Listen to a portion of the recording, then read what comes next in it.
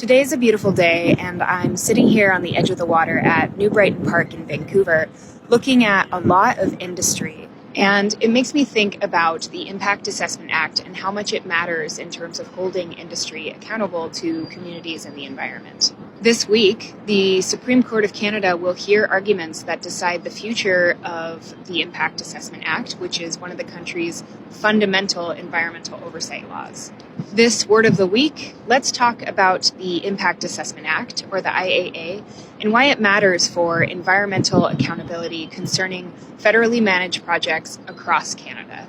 When a big project is proposed and impacts federal jurisdiction, whether it be a dam, a mine, a solar farm, or an oil field, the federal government requires what's called an impact assessment before moving forward with the project. The impact assessment process is a robust approach to measuring the consequences of a project, which includes the environmental, social, human health, Indigenous rights and sovereignty, and economic drawbacks and benefits. Essentially, the IAA is a checks and balances law that ensures that industry can't run wild with projects without first being held accountable to communities and the environment. We need the IAA to hold industry and government accountable.